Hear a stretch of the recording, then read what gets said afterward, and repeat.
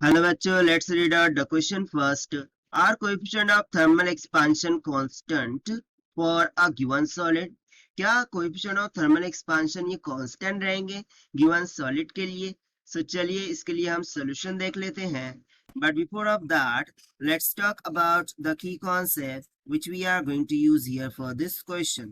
So basically, the question itself telling us that to use the thermal expansion concept.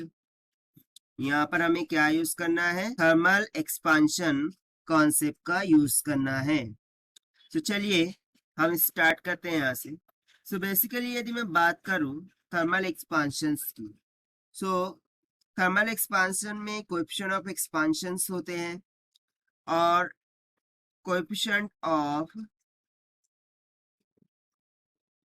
Coefficients of expansion की यदि मैं बात करूं, so basically 3 types के होते हैं. ठीक है, जिसमें से फर्स्ट हो जाता है linear expansion.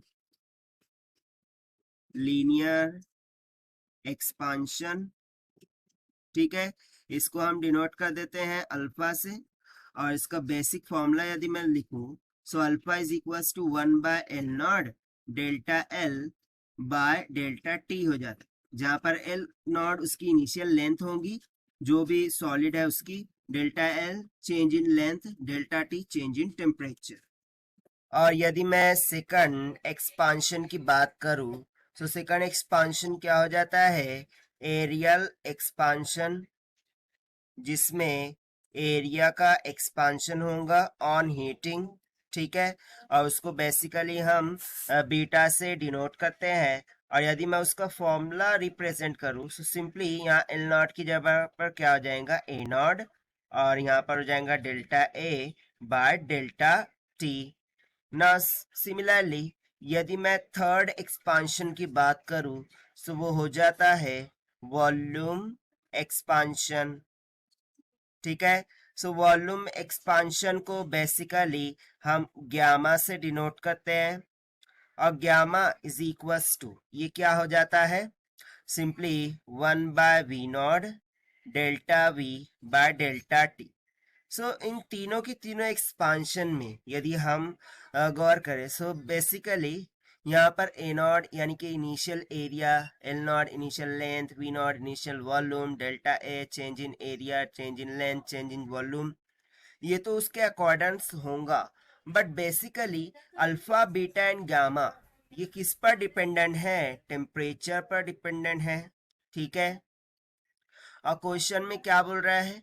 Are the coefficient of thermal expansion constant for given solid. So जैसा कि बोल रहा है, जैसे कि यहाँ पर हमने देखा alpha beta and gamma.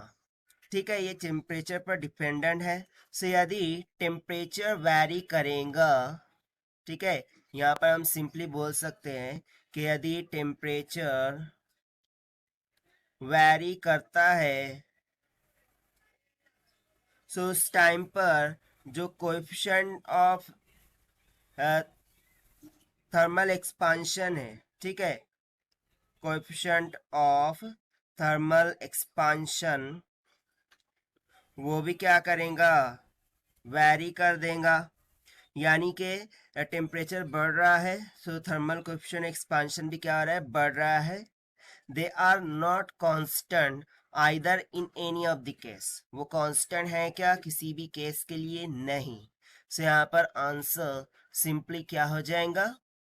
Here I am writing, तो यहाँ पर हम लिख देंगे no, because coefficient of thermal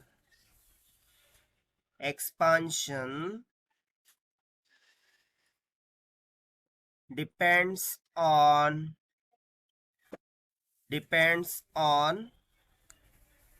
temperature. और टेम्परेचर यदि वैरी होता है, सो वो भी वैरी होंगे, यानी कि ये कांस्टेंट नहीं होगा. So this is what all about this question, जो कि हमने सॉल्व कर दिया है by using the simple concept of thermal expansion. So this is the required solution. I hope you understood it well. Best of luck. Thank you.